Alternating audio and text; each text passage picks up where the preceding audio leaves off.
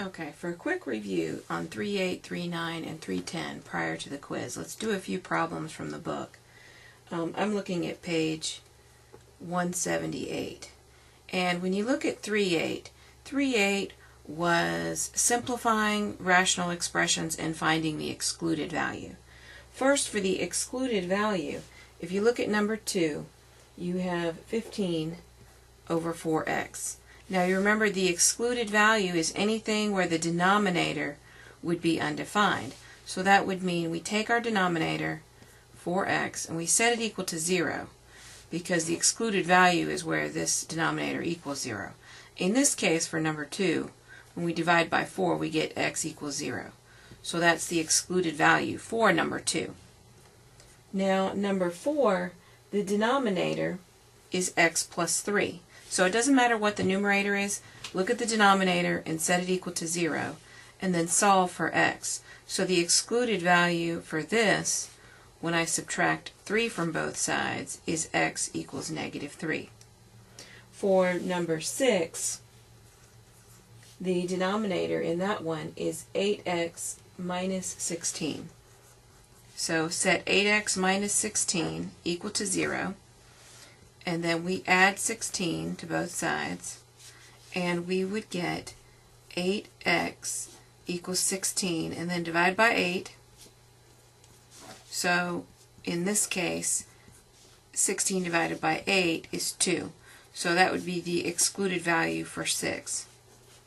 Now for number 8, on the excluded value, 2x minus 1, we set that equal to 0, add 1 to both sides.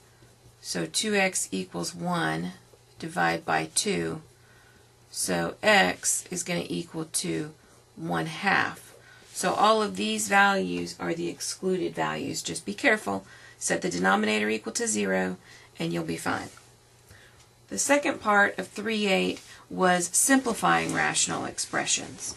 And for these, I'm going to do 16, 18, and 20. Let's look at 16. Number 16 says 14 over 21x. And this is for simplifying. Simplifying happens when there are no like factors in the numerator and the denominator. 14 and 21 have a greatest common factor of 7. So I divide 7 out of both of these. The 14 then reduces. 14 divided by 7 is 2.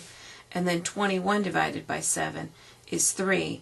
And then the x stays down here because there is no x's up in the numerator to have a common factor with. For number 18, we have 2x plus 4 over x plus 3. Now, in this case, what I would do is look at it and go, okay, well, it's x plus 2. Is say, are there any like factors in these two? And what first thing I see is that I can reduce, or not reduce, but factor out the top. So when I factor out a 2, I get x plus 2. And then I still have x plus 2 in the denominator. Since I have these two factors in both, I can reduce that and I get simply 2.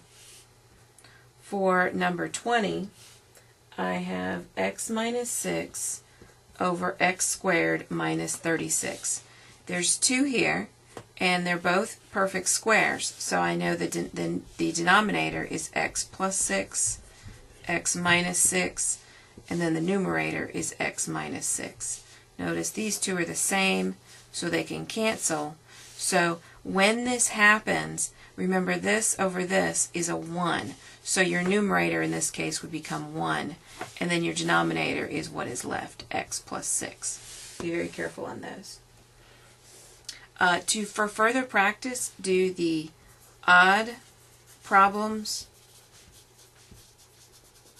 in the book. You must have independent practice before you take the quiz, or it may look really easy when you're watching me do it, but then when it comes time for you to do it, you'll make mistakes, you'll forget things. Good luck. Now 3.9 is multiplying and dividing polynomials, and I'll do a few problems from page 183 for review.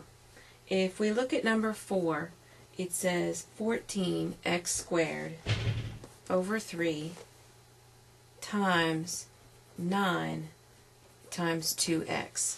Whenever we're multiplying polynomials, it's numerator times numerator, denominator times denominator.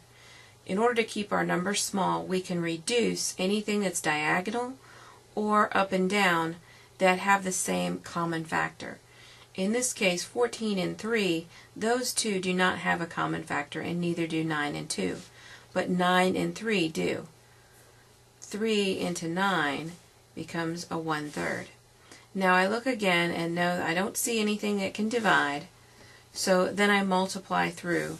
14 times 3 is going to be 14 times 3 is 42. So I have 42x squared, and then I have 1 times 2x, which will simply be a 2x. Now, I didn't look at the x's when I was going across. I was focusing on the numbers, and now I see that I actually could reduce some more here because 42 goes into 2 and x squared goes into x. So, since I missed that, I want to go ahead and reduce that. 42 into 2 is 21, and then x is here because I have 2 up here, and then this would simply be over 1. So you do not have to write it over 1. You could simply write 21 over x, but I would not count it wrong if you had the 1. Okay, to do number 8, what we're going to do is evaluate each expression. And the 3, notice this is a binomial, and 3 and 6 have a common factor. So we're going to factor that out first.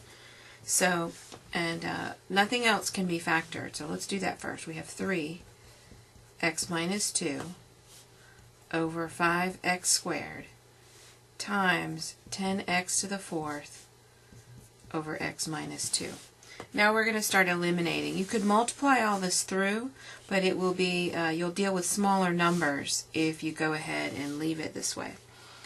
So these two, x minus 2 and x minus 2, are the same and can be canceled out. Now 5 goes into 10 twice, and there'd be a 1 here. And then this 3 doesn't have anything that can cancel out at the bottom. But the x to the 4th and the x squared reduces to an x squared.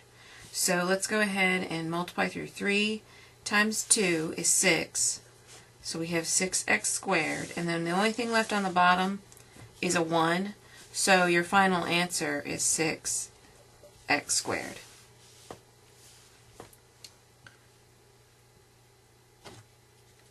Now for number 12, let's try number 12. We have x plus 2 over x minus 3 times x squared minus 4x plus 3 divided by x squared plus 6x plus 8. Now again, you've got here a trinomial and a trinomial, so you're going to actually factor those two. And let's see what happens when we do. When these two cannot be factored, so I'm going to leave those, x plus 2, x minus 3, and then multiples of 3 that add to negative 4 is going to be x. 3 times 1 is 3, and 3 plus 1 is 4, but the 4 is negative, so it must be a minus 3 and a minus 1. And let's double check. Negative 3 times negative 1 is a positive 3, and then negative 3 minus 1 is negative 4. So that one is good. Now multiples of 8 that add to 6, these are both positive, so 4 times 2 is 8, and 4 plus 2 is 6. So this must be x plus 4, x plus 2. Again, 4 times 2 is 8, 4 plus 2 is 6. And then we look for any like terms. X minus 3 and x minus 3 cancel. X plus 2 and x plus 2 cancel. And then we're left with x minus 1 over x plus 4. And that would be your final answer for that problem.